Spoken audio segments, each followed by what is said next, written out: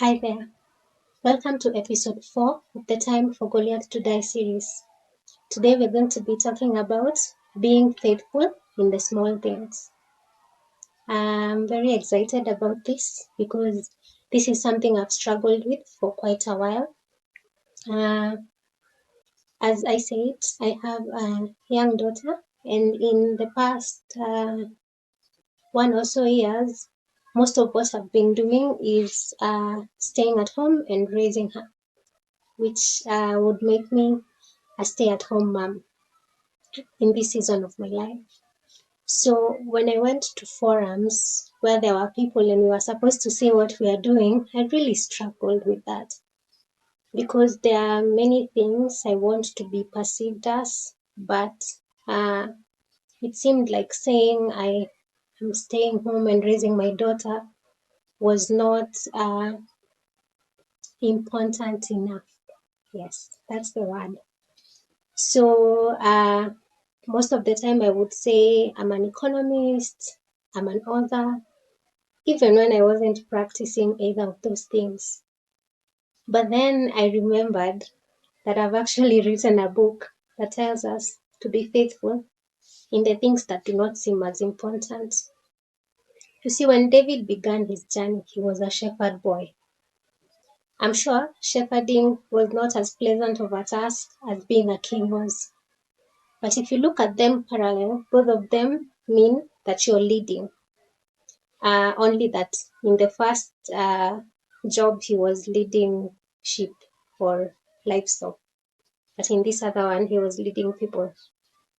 But David was faithful in his shepherding. And here he got to encounter many challenges. Sometimes wild animals would come and attack his father's flock. He had to tackle bears and lions. And he did this faithfully. And that is what empowered him enough to even be able to take up the task of taking on Goliath. Why? If he encountered a lion successfully, why would he fear a man?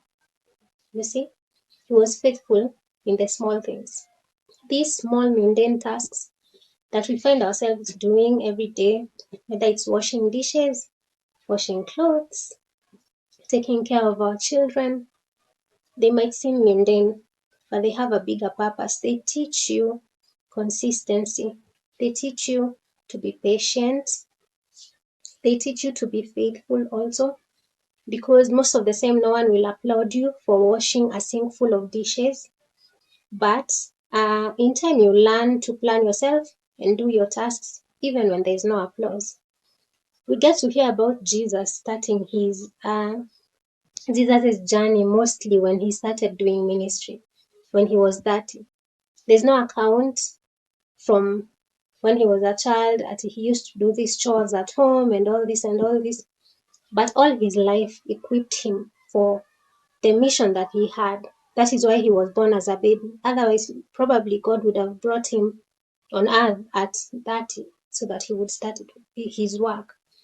But I think it's all important in the long run, because if I reflect back to when I was a child, then I can see why it was important for me to wash dishes in my mother's house.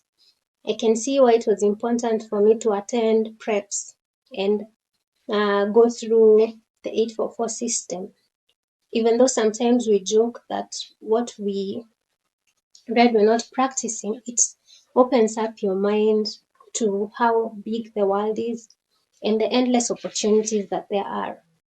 So today's message is basically, whether you're a mason or an engineer, whether you're sweeping the streets of wherever you are, or managing a big farm, every task matters, even the mundane. God expects you to be faithful in the small tasks. And we have to operate in remembrance that we are just stewards of everything we have in our lives. We are stewards of our talents and our giftings. We are stewards of our spouses and our families, our children, our siblings, our parents. We are expected to be stewards of all these things, even the opportunity to be in school. We are supposed to be good stewards of this, because one day the master will come and ask of us, I left you with this. What did you do with it? What have you reproduced? What have you birthed from what I gave you? This Sunday and the past Friday, we've been sharing in our small fellowship and in church about the parable of the talents, how the master left three people talents. One was left with five and produced five, one with two and produced two, and one with one who decided to just dig it in the ground and give it back to the master the way it was. And we see that the people who reproduced were commended for their work, but the one who just kept it and it didn't gain anything was not commended. In fact, his was taken and given to the one who had most.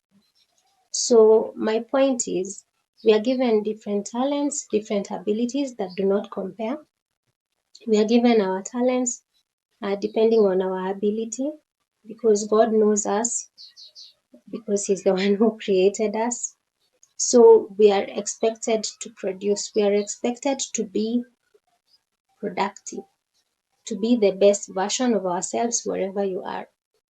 If you're a house help, you're expected to do your work diligently as unto God. If you're a CEO, you're expected to do your work diligently as unto God.